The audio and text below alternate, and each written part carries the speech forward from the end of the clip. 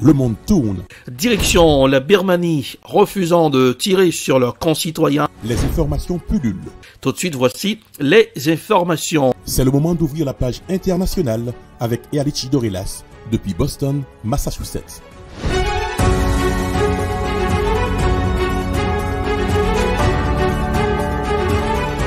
Mesdames, Messieurs, bonsoir. Bienvenue dans la page internationale au grand journal du 14h. Avec vous en direct depuis la newsroom dans la capitale des grandes universités du monde, Boston, Massachusetts. Et Ealichi Dorelas pour la présentation. À Jacques Mel pour présenter ce grand journal. Journal François Robans sur les manœuvres techniques. Bonsoir aux auditeurs de la radio évangélique Hosanna 102.3 FM. À Jacmel, aux États-Unis, la police a interpellé le suspect de la fusillade et en fait lundi 4 juillet au moins 6 morts, 26 blessés lors d'un défilé près de Chicago pour la fête nationale américaine du 4 juillet. Le drame dans un pays encore sous le choc d'une récente série de fusillades meurtrières a eu lieu à England, Highland Park, dans le nord des États-Unis. Voici un reportage signé France 24. La chasse à l'homme a pris fin près de cette route lorsque cette voiture est repérée. Nous avons tenté un contrôle routier sur l'individu, mais il s'est enfui. Une brève poursuite a eu lieu. Finalement, nos forces ont réussi à arrêter le suspect. Il a ensuite été placé en garde à vue sans incident. La police affirme qu'il s'agit du principal suspect, Robert, dit Bobby Crimo, 22 ans, connu sur les réseaux sociaux, où il se présente comme un musicien surnommé Awake the Rapper. Ce lundi commence pourtant comme un jour de fête nationale dans cette banlieue de Chicago. Des centaines de familles sont venues assister au traditionnel défilé du 4 juillet, quand soudain, un premier tir, puis d'autres. Je pensais que c'était la marine qui rendait hommage au drapeau avec leurs carabines. Mais quand j'ai vu les gens courir, j'ai pris mon fils et on s'est mis à courir aussi. Le tireur, armé d'un puissant calibre, est posté sur le toit d'un commerce. Il vise la foule à l'aveugle. Le gouverneur a du mal à trouver les mots. Si vous êtes en colère aujourd'hui, je suis là pour vous dire soyez en colère. Je suis furieux que de nouvelles vies innocentes aient été prises en raison des violences par arme à feu. Plusieurs autres fusillades ont lieu en ce 4 juillet aux États-Unis, comme ici à Philadelphie, en plein feu d'artifice. Le président Joe Biden, qui participait lui aussi à des festivités, se dit choqué.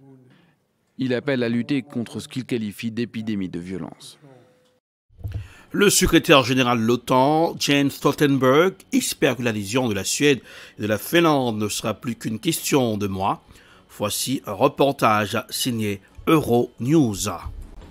La signature des protocoles d'adhésion de la Suède et de la Finlande à l'OTAN lance formellement le processus de rapprochement. Un pays pourrait toutefois bloquer la procédure, la Turquie. Le gouvernement turc réclame l'extradition de plusieurs dizaines de personnes accusées par Ankara de terrorisme, toutes membres de mouvements kurdes. Pour le secrétaire général de l'Alliance, cela ne devrait toutefois pas retarder l'élargissement de l'OTAN. C'est jusqu'à maintenant la procédure d'adhésion la plus rapide de l'histoire de l'OTAN. Les demandes ont été transmises mi-mai à l'OTAN et nous avons déjà pris une décision politique et signé les protocoles d'adhésion. La prochaine étape est la ratification des 30 parlements dans les 30 pays alliés de l'OTAN. Je reste très prudent lorsque je prédis ou promets quoi que ce soit devant les parlements. La dernière fois, cela a pris 1 an et de nombreux alliés ont annoncé qu'ils essaieraient d'aller plus vite cette fois-ci. Espérons qu'il s'agisse de quelques mois. Mais vous reconnaissez que le président turc est imprévisible et qu'il pourrait tenter de faire chanter l'alliance à l'avenir.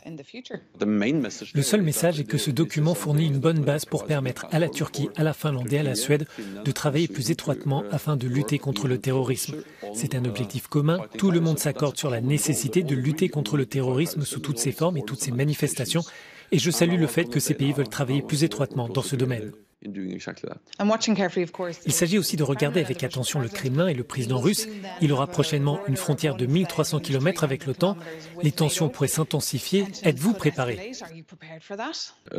Notre défense collective souligne qu'une attaque contre un allié entraînera une réponse de toute l'Alliance.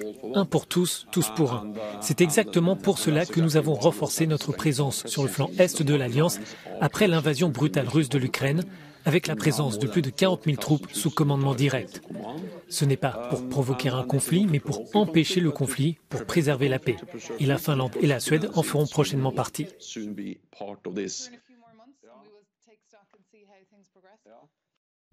Corruption en Afrique du Sud, le juge Zondo espère un changement après la remise de son rapport sur la capture d'État pendant la présidence de Zuma. Le juge Raymond Zondo espère que des évolutions dans le pays. Voici un reportage signé Africa News. Raymond Zondo a dirigé pendant 4 ans la commission d'enquête sur la corruption au plus haut niveau de l'État en Afrique du Sud durant la présidence de Jacob Zuma. Le juge espère que les conclusions de son rapport, remis au président Cyril Ramaphosa le 22 juin, seront constructives pour l'avenir de la première économie d'Afrique. Beaucoup de choses m'ont frappé, mais l'un des éléments qui me préoccupe fortement,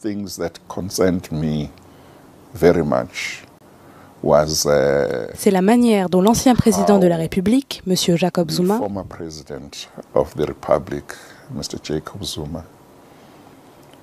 était prêt à faire certaines choses, de mauvaises choses, à la demande des frères Gupta.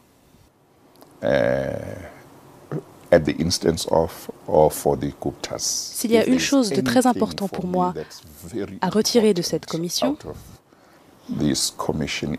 c'est comment faire en sorte que l'Afrique du Sud n'est jamais quelqu'un qui agisse de la sorte comme président. Raymond Zondo est aussi à l'origine de la condamnation à 15 mois d'emprisonnement du président Jacob Zuma pour obstruction à la justice. Son travail, qui lui a valu une certaine notoriété, l'expose cependant à des risques. Sa famille et lui-même ont fait l'objet de menaces de mort. Un sommet international qui rassemble de nombreux dirigeants européens autour d'une délégation ukrainienne a lieu les 4 à 5 juillet en Suisse pour aborder le sujet de la reconstruction de l'Ukraine. Le président Volodymyr Zelensky a lancé un appel à l'aide alors que les dégâts se chiffrent déjà en dizaines de milliards d'euros. Voici un reportage signé I24 News. Bien sûr, cela signifie reconstruction à grande échelle. Bien sûr, cela signifie un financement important et des investissements colossaux. Bien sûr, cela signifie un niveau de sécurité complètement nouveau dans tout notre pays, qui continuera à vivre à côté de la Russie. Lors de son intervention, il précise que la reconstruction de l'Ukraine sera la tâche commune de tout le monde démocratique. L'un des mécanismes proposés par les Ukrainiens est l'adoption par un pays allié d'une région spécifique en Ukraine pour être plus efficace. La France concentrerait ainsi ses efforts sur la région de Tchernihiv. La région de Kiev serait prise en charge par le Royaume-Uni. L'Australie et le Danemark seraient apparemment également impliqués. Un peu plus tard, dans son allocution quotidienne, Volodymyr Zelensky ajoute que son pays doit par ailleurs entamer ce projet de reconstruction dès aujourd'hui, afin que son peuple puisse affronter les mois à venir. Lorsqu'on parle de reconstruction, on met souvent les accents au mauvais endroit. Il ne s'agit pas seulement de ce que nous devons faire après notre victoire et dans les années à venir, mais aussi de ce que nous devons faire déjà maintenant. Les forces ukrainiennes ont libéré plus d'1 millier de localités des occupants. Selon les estimations, il faudra au moins 750 milliards de dollars pour reconstruire l'Ukraine mise à feu et à sang par les troupes russes. Zoom sur la guerre en Ukraine, retrouvons nos confrères d'une station sœur, Radio Courtoisie. La question qui a été abordée, la crise en Ukraine, comment la politique des gouvernements occidentaux provoque la méfiance et le ras-le-bol du reste du monde. Écoutons un extrait de l'émission.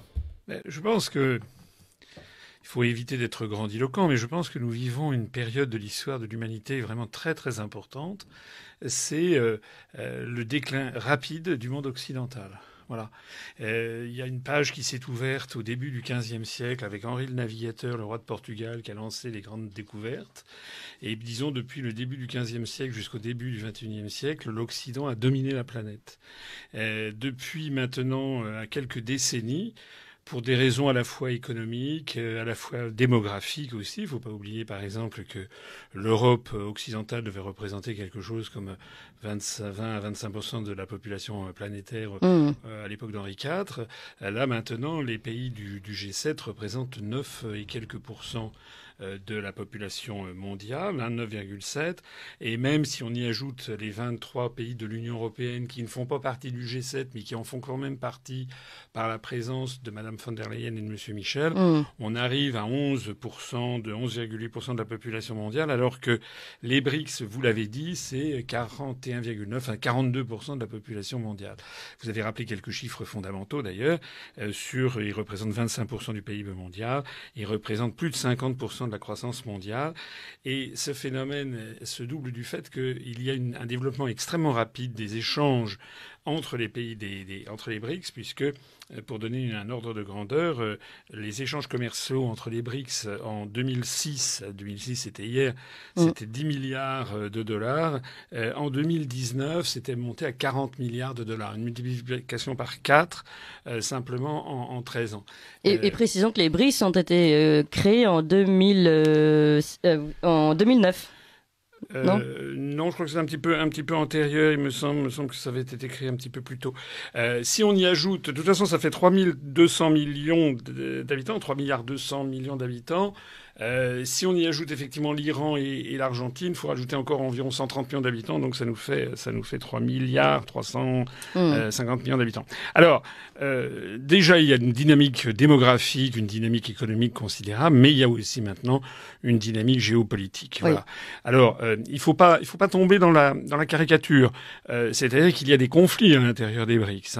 L'Inde, par exemple, entre l'Inde et la Chine, ça n'est pas le grand amour. Il y a par exemple, dans l'État de Jammu et Cachemire, au nord de l'Inde, il y a régulièrement des escarmouches parce que la frontière n'est pas stabilisée.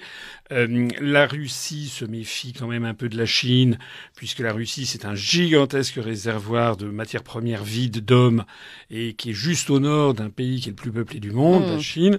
Quoique l'Inde n'est plus qu'à 25 millions d'habitants de la Chine. L'Inde va dépasser la Chine comme étant le pays le plus peuplé du monde d'ici quelques années. Mais donc il y a des conflits entre la Russie et la Chine. Il y a des conflits entre l'Inde et la Chine. Tout ça ils ne sont pas toujours sur la même longueur d'onde. Mais ils sont sur la même longueur d'onde pour rejeter la mainmise occidentale. Et c'est ça qui est phénoménal. Et c'est ça, je crois, qui est à mon avis, l'erreur historique qu'a été la volonté des États-Unis et de l'OTAN d'isoler la Russie, d'arracher l'Ukraine au monde russe, parce que c'est ça l'origine. L'intervention, la guerre en Ukraine, les Russes effectivement ont violé le droit international en intervenant, mais le droit international avait été violé préalablement par les pays de l'OTAN qui n'ont cessé que d'intervenir. C'est la fin de la page internationale pour ce aujourd'hui. Merci de l'avoir suivi. La production signée Ed Prod, réalisation Télé Beltop pour le compte de la radio évangélique Hosanna 102.3 FM à Jacmel pour présenter cette page internationale. Erlich Dorelas depuis Boston, la capitale des grandes universités du monde. Coup d'œil sur la météo, Boston, 82 degrés Fahrenheit, 28 degrés Celsius. Jacmel, 88 degrés Fahrenheit, 31 degrés Celsius.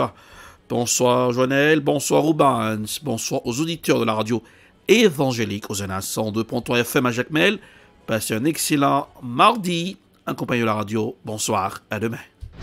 C'était la page internationale avec Erlich Dorelas.